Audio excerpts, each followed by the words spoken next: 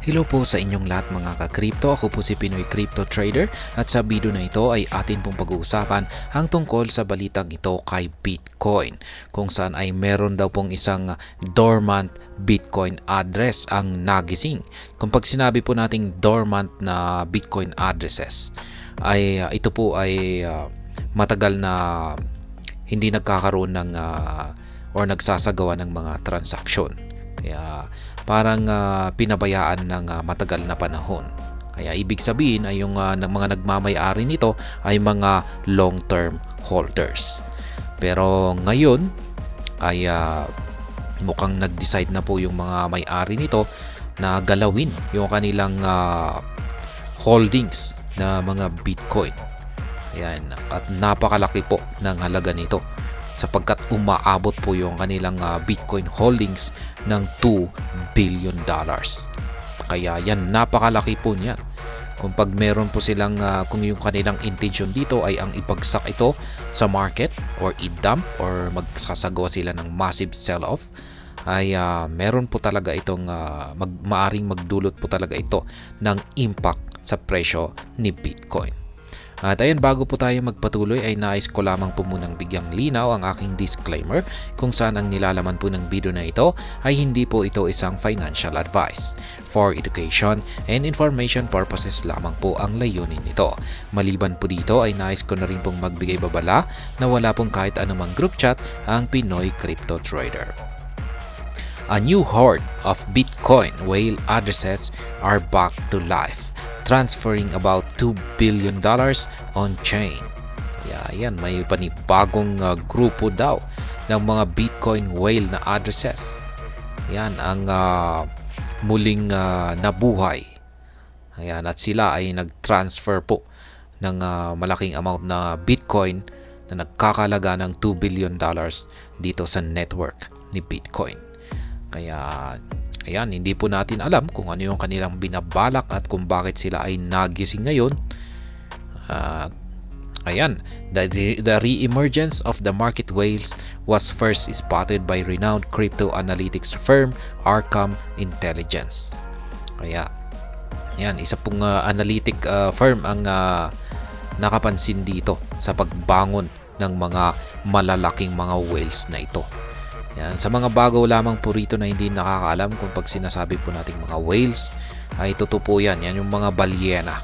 At yan po yung ginagamit natin na termino para sa mga malalaking investors. Yung mga malalaki yung kanilang mga hawak na amount na digital assets.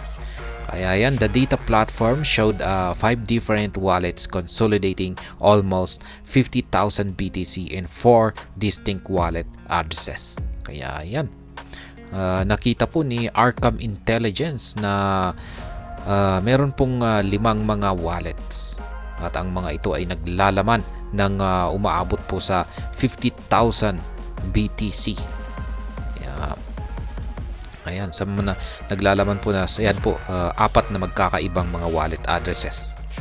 Ayan, the break in dormancy for these wallet addresses comes when the crypto ecosystem is preparing for a mega shift in liquidity born out of the emergence of spot Bitcoin ETF or spot Bitcoin exchange traded fund products. Kaya ayan, mukhang yung nagdulot po sa paggising ng natutulog na mga wallet addresses na ito ay yung yung approval ng spot Bitcoin ETF na ito. While there are no direct connections between these wallet reawakening and the spot BTC ETF products, the coincidence has sparked an intriguing wave of thesis on why they have awoken now. Kaya yan, wala daw pong direktang connection or kaugnayan ang pagbangon ng mga wallet na ito dito sa spot BTC ETF. Yan, kung pag-iisipin natin, kaya ano nga ba talaga yung dahilan? Mukhang coincidence lamang daw po or nagkataon lamang daw po na ngayon ay sumabay po sila sa pagbangon. Ayan, ngunit yan na nga, maraming nagtataka or naiintriga kung bakit ngayon nila naisipan na bumangon. The addresses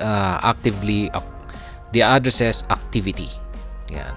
According to the Arkham Intelligence Insight, all of the transfers made from the 5 wallet addresses were initiated at the same time. Kaya yan, yung isinagawa daw po ng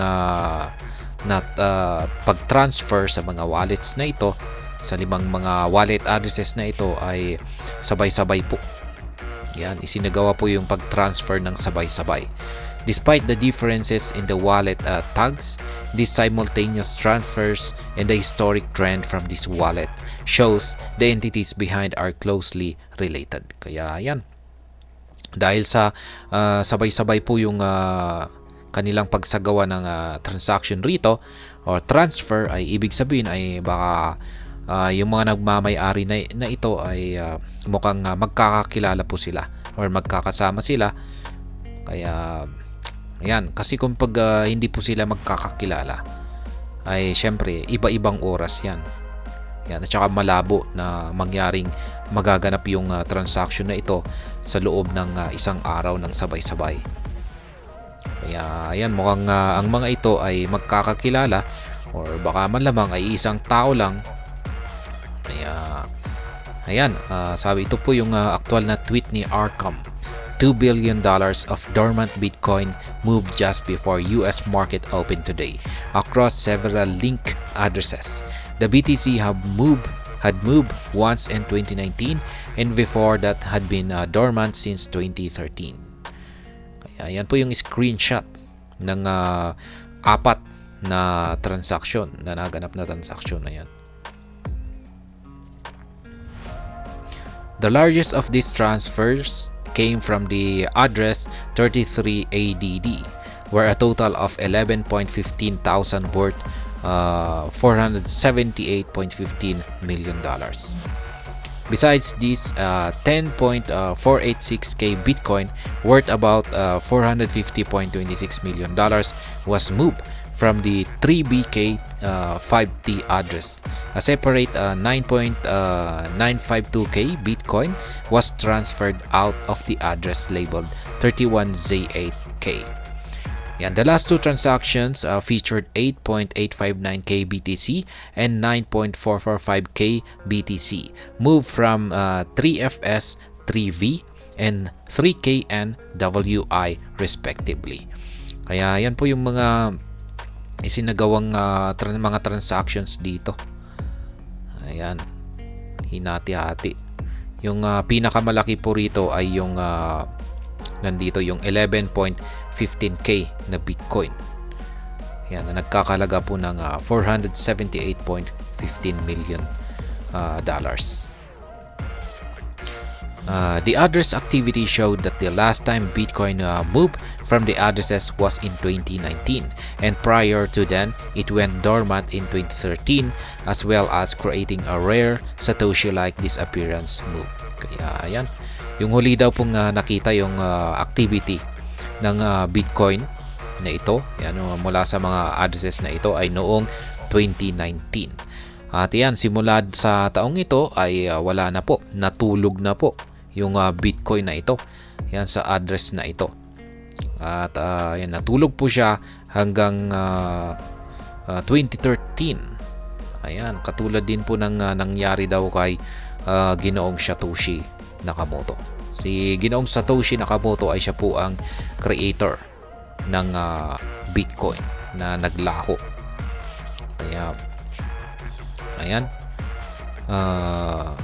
hanggang 2013 po pala, sabi rito ay mula noong 2019 ay tsaka yan, natulog na, tuluyan na po siyang natulog noong 2013 hanggang ngayon hanggang ngayon kung saan ay ito po ay bumangon. Just as observed, the transfers were always initiated at almost the same time.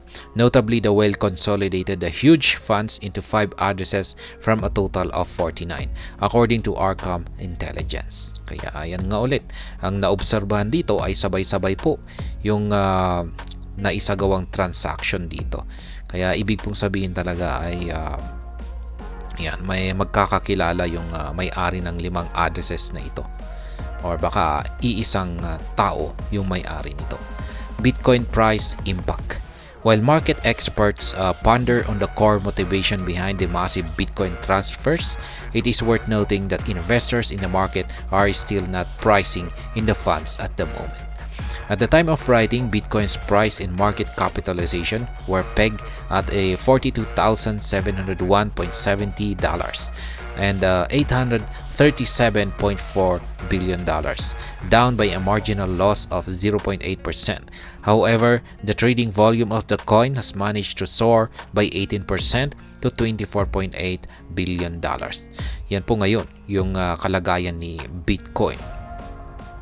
Siya po ay naglalaro sa presyo ngayon na nasa $42,701.70. Yan, medyo bagsak po siya ng 0.8% na marginal loss. Amid the gloom, there is a projection of recovery for Bitcoin price, and the actions of dormant whales might not impact this forecast negatively. In addition, a crypto quant author asserted that these were mere wallets rebalancing moves. Kaya yan, meron pong mga nagsilabasan na mga eksperto nang nagsasabi na mukhang may nalalapit na po na magkakaroon po ng recovery itong presyo ni Bitcoin. At yung impact daw po, yung galaw po ng mga dormant whales na ito ay mukhang malabo po na magkakaroon daw ito ng negative impact sa presyo ni Bitcoin. Sapagkat ayon po sa CryptoQuant, yan, ayon po kay CryptoQuant, ay sabi dito ay malamang ay yung galaw ng dormant whale na ito ng Bitcoin ay isa lamang po itong parang karaniwang activity na tinatawag na wallet rebalancing. Yan, at mukhang kung pag ganyan po yung totoong pakay ng may-ari ng dormant, yan yung nabuhay na Bitcoin whale na ito, ay ayan, hindi siguro magkakaroon ng impact ang walang hindi siguro magdudulot ito ng impact sa market price ni Bitcoin. Kaya yan yung parang nagiging yung basihan rito. Kaya parang ibig niyang sabihin ay wala po tayong dapat na ipag-alala dito. Kasi yan, tuloy pa rin daw yung pag-angat ng market price ni Bitcoin, or yung kanyang recovery mode, or pag re-recover na sitwasyon. Pero yung nakakatakot dito ay nagdudulot po kasi ito ng fear. Ayan, yung kasi merong ibang mga investor na yan, syempre hindi natin maiwasan na baka naman ay meron silang balak na mag-dump or mag-sell off, yung sinabi ko nga kanina. Kasi ganyan po talaga yung unang pumapasok sa ating isipan. Basta may whale tapos pinapagalaw nila ito, ay mukhang yan, yung lalong-lalo na yung matagal na mga whale na naglo-long term hold. Ayan, matagal na nilang hawak yung mga kanilang mga digital asset. Tapos kapag ginalaw nila ito ngayon, ay syempre mataas po yung posibilidad na parang sila ay magte-take profit. Kasi yan, yung mga early investors na yan ay talagang kumita na talaga sila. Malaki na talaga yung kanilang kita. Maski nagkaroon ng pagbagsak yung buong market, ay may kita pa rin sila. Malaki pa rin yung kanilang kita. Kaya yan, kumbaga kaya natatakot po yung karamihan na yan po talaga yung unang pumapasok sa kanilang isipan na baka magbebenta or magda-dump yung ayan, whale na ito. Pero ayan, wala pa rin po tayong alam. Sa kabuuan ay hindi po natin alam yung binabalak nito, yung whale na ito. Ayan. Pero at least ang pwede po nating gawin ay ang mapaghandaan ito. At ayun, hanggang dito na lamang po tayo sa video na ito. Sana po ay inyong nagustuhan ang aking paliwanag dito. Kung inyo po itong nagustuhan ay pakiclick lamang po ang like button nito. Para naman po sa mga bago lamang dito, kayo po ay aking inaanyayahan para mag-subscribe. Pakiclick na rin po ang bell icon nito dahil ito po ang siyang magsisilbing notification nito sa mga bago kong videos na akin pong ina-upload sa aking YouTube channel na ito. Marami pong salamat sa panonood, ingat po tayo lagi at God bless po sa ating lahat.